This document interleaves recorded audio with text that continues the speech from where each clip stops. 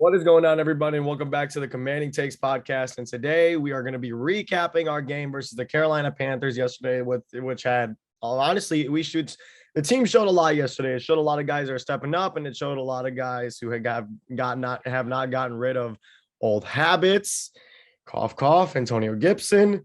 A lot of guys impressed us a lot, and I think we're going to have a great little recap video for you guys today, and we're just going to see who improves. So, Chris, who was one guy on the offense that just really just kind of blew you away yesterday?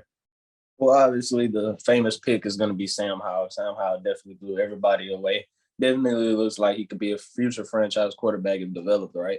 But I'm going to pick somebody instead of him since, obviously he would be the obvious pick. So, I liked how they used Curtis Samuel, but he ain't get the ball too much, obviously, with playing a couple series. Amani Rodgers, you can see that they target him early coming out the gate. You can see the talent. He was catching the balls. He missed that one big catch that Carson Wentz threw him pretty deep on that third down on the first drive, I believe that was. So, yeah, I think Armani Rodgers definitely showed his talent. And, yeah. Yeah, so one guy, obviously, then for me that really just, it's going to be just blatantly obvious. It's going to be Sam Howell. It really showed yesterday that Sam Howell was probably the most pro-ready quarterback out of this whole entire draft. He came in, threw a couple of great passes and all that, and also, ran in 2 touchdowns. I mean, really, we had no offense in that game until Sam Howell came in the game. I mean, Sam Howell came in, got us 2 touchdowns. He scored 12 points by himself. And he was an absolute stud. Carson Wentz also played really good too, going only 10 for 13 and going 74 yards, no TDs or anything. But, he really didn't have I guess that they were just trying to give him into the offense, kind of move him around, see how he was going to do. And he played pretty good. And Heineke, just doing Heineke things. He accidentally threw a pick yesterday, but it's all good. Running back, though, we're going to be Brian Robinson. He was probably the best player that just shocked all of us yesterday, having 4.3 average yards per carry yesterday. And with the 1 TD that he had, he absolutely played great. And Antonio Gibson, man. Antonio Gibson, dude came in and he had, let's see, Antonio Gibson had 4 carries and 2 yards. 4 carries, 2 yards, 0.5 average, 0 touchdown. He had more fumbles than he averaged yards. It was rough for Antonio Gibson. Definitely to be playing a preseason Panthers defense. Brian Robinson definitely looked like the better running back, and he definitely, as of right now, and if he keeps this up in the preseason, he's going to be running back 1, maybe even week 1. And, the crazy part about that is I'm pretty sure that was just last episode where Nico was asking me, did I think Brian Robinson could be the number 1 running back going into week 1? And I said, probably not, unless Gibson, it would probably be mid-season where they would finally take Gibson out. But they benched Gibson right after he fumbled. And, this isn't the first time Ron has benched Gibson for fumbling the ball. That I think it was the Broncos game last year. He benched Gibson really early and set Gibson for like a quarter or 2 into the next half. So, I mean, honestly, he's going to keep doing it. Every time Gibson's fumble, he's going to bench him, and Brian Robinson is going to keep stealing the show. So Brian Robinson is probably going to take it from Gibson very soon. Yeah, I really feel like as Washington fans, we have to really remember that Antonio Gibson, when drafted to Washington, was not a running back. He was not drafted as a running back. He was drafted as a receiver. Washington flipped him to a running back, and he sort of, kind of excelled. He's coming off of 2 straight seasons of 1,000 offensive yard scrimmages, and obviously with the 6 fumbles last year, but he still had over 1,000 yards in rushing. I think the issue is that they're expecting a consistency role of Antonio Gibson when he's not really a running back, but he is. And I feel like he's going to have these mistakes. That's what he's going to have the mistakes of fumbling because you have to remember, this is his first time playing running back. And I don't know, did he even play in high school? Did he? I'm not sure. I think they said he did, but I think it was like a little bit of both, hybrid player. But yeah, like Nico's saying, I'm going to say it. Brian Robinson is like the better, pure running back. Antonio Gibson is just the more talented player. Brian Robinson has better vision already, better ball handling already, better awareness. You know what I'm saying? Because Gibson is really a receiver at heart, and that's what I'm saying. Gibson's just an all-around more talented player than Brian Robinson is. But pure running back, Brian Robinson is better than Gibson already, and has been better than Gibson has ever been, even his rookie year. So Gibson still has a lot to learn. a lot to work on and a lot to keep getting better. But I feel like he gotta get his ball handling up. I mean, I know that he had 6 last year, and then he had reports early. He came into camp talking about how he worked in the offseason to help that. He worked with a weighted ball and stuff like that, so he could try to get his ball handling up. And to come out first game and fumble in the preseason, I know it really hurt him. And he was on the sideline, really hurt about it. And he came out and tried to run harder, but he still only ended with 4 carries and 2 yards. So yeah, it's tough. And one guy we really didn't see a lot of yesterday was Jahan Dotson. And obviously, it's not, it ain't the end of the world. We didn't see Jahan. I guess, he didn't get he got, according to, I'm watching the game, Jahan was getting the separation. He was getting it. They just wasn't looking his way. And I'm really hoping that week 1 versus Jacksonville, everyone's ready to go. But I don't know. Our running back, when they said that, I like the way that they changed up the offense a little bit. And I kind of like that. With Howell, when they were in with Howell, it was not really as conservative as we usually are. They were kind of letting him go wherever he wanted to go. And when Wentz was in, it was not as conservative. And then when Heineke was in, they kind of just went a little run heavy a little bit. So I like how they kind of just threw in different things as we had different quarterbacks into the game, which is really nice. And also a big shout out to the O-line too. The O-line actually played great, only allowing 2 sacks yesterday. It was really good. Only allowing 2 sacks to Sam Howell. But I mean, O-line usually played great. And obviously without Brandon Sheriff, it still really showed that this offensive line core is just good with chemistry, and it's just built on passion and, how they want to, just protect the quarterback basically, which is great.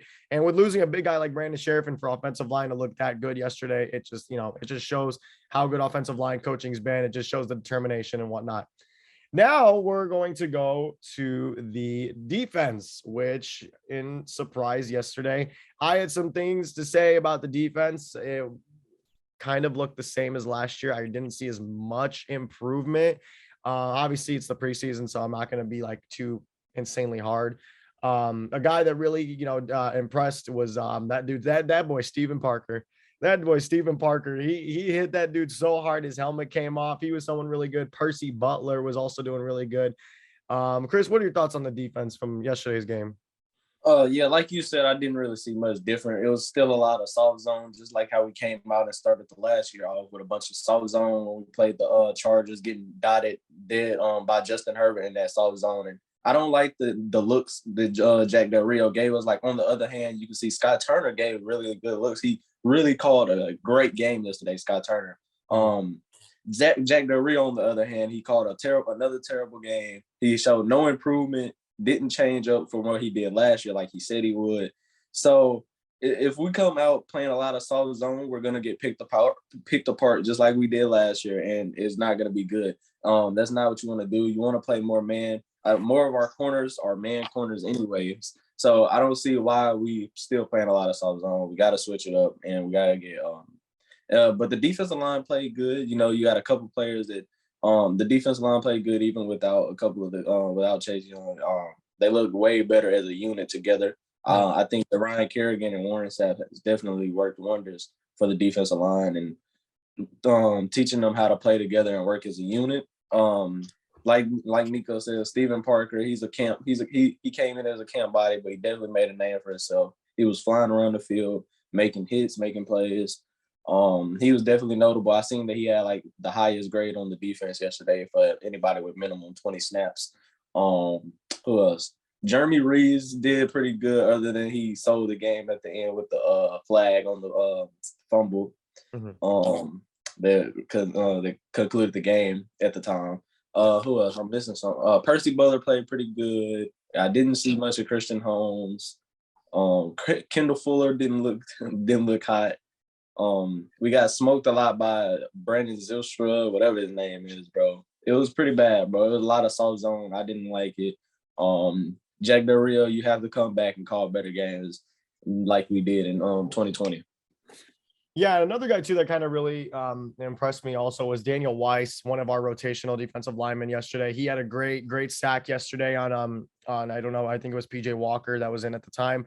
It just really shows that our defensive line is very deep. Outside of Allen, Payne, Chase, and Montez, we got guys like Hill, Smith, and all these great rotational guys, which is really good. And I saw a lot too that Fedarian was getting double teamed yesterday, and I really wanted to see Fedarian, actually like do something. But he was being double teamed. After the second quarter, they just went to the immediate double. He made a couple plays early. He made a play early where he broke off, so slammed the running back down for a tackle for loss. Fedarian made some plays, man. You could definitely see where they was going with drafting him second round and what they trying to do. Definitely, if we happen to lose Payne this upcoming year, so it definitely makes sense why they drafted him now. I hate that we lost Ionitis and so we shouldn't have lost both. But we should have brought at least one of them back. At least Ionitis from the Panthers. But right. I don't know. I mean, Mathis was doing his thing, and then they started to put some doubles on himself. One thing too is when I was watching at the beginning of the game, the second part of the game too, was we're just not collapsing the pocket for any quarterback, dude. For any quarterback. I was watching sacks. What? We missed too many sacks. Yeah, I'm so sorry. Yeah, we were missing way too many sacks. We were not collapsing any pockets at all whatsoever. It was hard to watch because we're sitting here and they're running around doing whatever, and we're just not creating any pressure. And like that was one of the reasons why we lost that game yesterday, because there was no pressure created. I mean, in total we had, I believe we had a total of three sacks yesterday. I think I wouldn't say that we wasn't collapsing the pocket. I think the pocket definitely collapsed. It's just we wasn't taking them to the ground. At least it was like we're getting there. Montez Sweat would get his hand in there. He get some pressure. Some other guys would come in and get some pressure, and then they just wouldn't bring them down. Like, you got to bring them down. Definitely the backers. The backers was definitely having trouble with just bringing Matt Corral down. And the thing about that is Matt Corral is like 100 pounds. So yeah, it was pretty not embarrassing, but it was they did good. Linebackers still thin. That it didn't show much. You didn't see nothing from Jamin Davis. Cole Holcomb, you didn't see much, but we all know we got in him. Nathan Gary, he had that fumble recovery at the end, but he ain't see nothing from him. David Mayo made some tackles, I'll say that, but other than that, you know what you're gonna get from him in pass coverage. One more thing I have to say about the D-line, it is the first live game, so you gotta get used to hitting again and getting that aggressiveness again. And once they get a couple live games under their belt, this is what the preseason is for. So once they get a couple live games under their belt, I think they'll definitely get right and they'll make the sacks that they need to make. But yeah, the linebackers, man, we're so thin, and even the cornerback depth, we gotta get better. Yeah, the St. Juice needs to come back and play. I mean, we were missing a lot of guys yesterday too, but now we just have to look forward to next week for Kansas City. We're gonna be playing them next week, kind of showing who we want to see kind of do well. Hopefully next week, more we get to see how maybe get a couple passing TDs in, just because how weak that secondary is for Kansas City, and I don't think that anybody in their depth chart who's going to be playing for them is going to do anything that the starters would do in an actual game. So yeah, Chris, if you have anything to wrap up before we end it off today. On to the next week. Looking forward to how we improve towards the next week. I think the starters are gonna obviously the starters probably gonna play less and less every week. I'm not even sure if they're gonna gear up next week. Or they gonna be on the sideline looking. I know they're not gonna play the third game, so they might get a series or two in this next game coming. I forgot how much the starters played in the second game last year, but yeah, that's pretty much it. Everybody, you know what I'm saying? Looking forward to this year. Looking forward to week 1 against the Jags. We're not too far away. So yeah, September 11th, man. We're playing on playing on that day, and it's gonna be a lot of fun. And I just hoping for a W. And preseason is just I don't know. We never win the first game of the season, do we? I don't know. If we're looking at record wise, we lost last year. 2020, we won that one. Anything else, I don't know. It's always later in the season. I don't know. I'm just waiting for the bye week. That's usually when they decide to play football. So hopefully, Wentz can lead us. It looks good though. Wentz looks really good yesterday. And when we're looking at starters, I don't know. It's by preseason week 3, I feel like we're gonna know who the starting running back for the Washington Commanders will be. That's all I'm gonna say. So thank you guys all for watching today's episode. Next week we're gonna have the recap of overview of the Kansas City Chiefs game, and we're gonna have our recap. And then obviously, if anything happens in Washington football, which it probably won't, we will be on it to let you guys know. So thank you guys all for watching. Leaving Chris stuff down below. Peace out.